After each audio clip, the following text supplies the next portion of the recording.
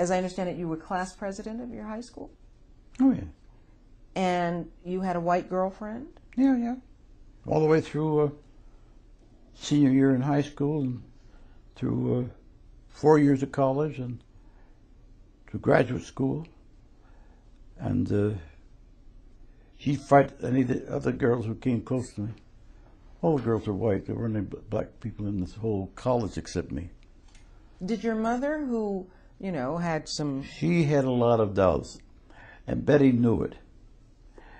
But my mother didn't dare go too far against Betty because Betty was white, because here's her husband, who's half white and half colored.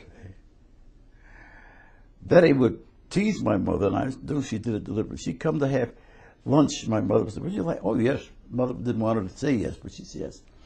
And before my mother could get up and clear the dishes, Betty would get up and clear the tables.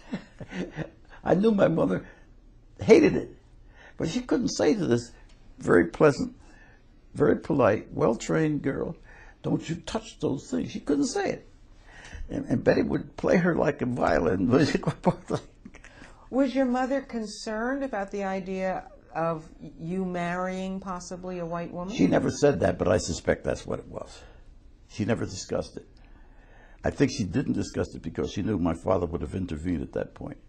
After all, his mother was black. His father was white. How could he come out and say to me, don't marry a white girl? He couldn't do it. He wouldn't have. He wouldn't have? No. He would not have intervened. No, he wouldn't. But there were limits to how far normally these kinds of interracial relationships could go. Well, I'll tell you whether the limits or not. I can tell you what the facts were about me. Betty said to me in our graduate year, she went to graduate school with me to make sure, why don't we get married? I think we would have been married in Albany. But for some reason, she never said that. Or she did, I didn't hear it. Now, that may be true. I got the job in Baltimore, Maryland, and she showed up without letting me know she was coming. It was end of summer, nice and warm. She called me from the hotel, of course. I said, Betty, where are you? Thinking she's in Schenectady, she's in Albany. She said, I'm in Baltimore. I said, Baltimore? She said, oh, yeah. She said, the trains run to Baltimore. I said, then I made a mistake. I said, what are you doing in Baltimore? Which was a bad mistake.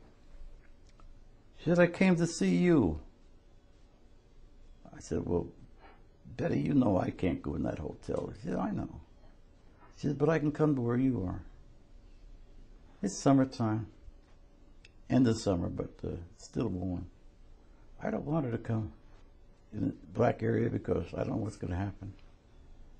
I said, I'll tell you what, why don't we meet each other at this beach? Now, the beach was divided. Colored people stayed here. White people stayed here. It was an invisible line, but you knew what the line was. Now, here I go to meet a reddish blonde, pretty white girl who doesn't know a thing about Baltimore and doesn't care. We sat down on this side of the line. It wasn't an actual line, but we knew. Meanwhile, some of the white guys would stand up looking. I said to myself, well, we're in for some trouble. No, nobody said anything. Betty leaned over, hugged me, and kissed me in front of these white guys, not being aware of what the situation was. She said, I've been waiting for you to send for me. As I wrote to you a couple times, didn't you get the letter? I lied. I said, I didn't get them. She said, yes, you did. I said, well, I might have had one of them. She said, yes, you did. I said, that's why I came. She said, remember, I know you. I felt like saying, I'm not the same person you knew. She said, I came for one purpose. You've got to make up your mind about us. I said, you throwing the gauntlet down to me? She said, yeah. She said, either you agree. We've been going, she said, since junior high school, through 5 years of college, 4 years of college, and a year of graduate school. She said, it's about time you made up your mind. I said, well, she said, no, I don't want to hear that. She said, I'm going to ask you a question.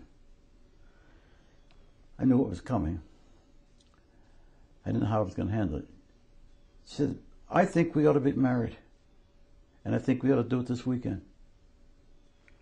I said, you came all the way. She said, don't. She said, you heard my question statement. She says, you know me and I know you.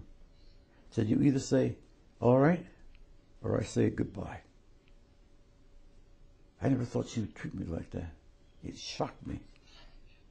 But she said, I mean it. I said, Betty, you don't understand. She said, I don't want to hear the excuses. I know where you are. I know where you're about Baltimore. We don't have to live in Baltimore. She said, there are 1,000 places in the world we can go if we want to. She said, I don't want to hear your excuses, Roy. She said, I gave up. I said, I know, Betty.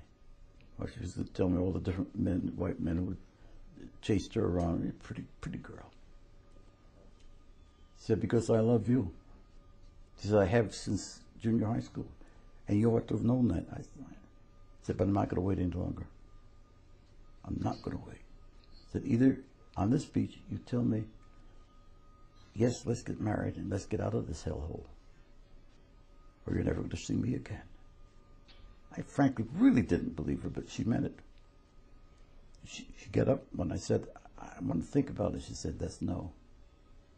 She kissed me, turned and walked into the white area, which I thought was significant. Didn't go in the same way we come in. Disappeared and I never saw again. 2 years later, I got a little announcement that she had married. Not told me when, not told me where. One of the instructors at the University of Baltimore, University of Maryland, one of the universities in the area. To this day, I've never heard from her again.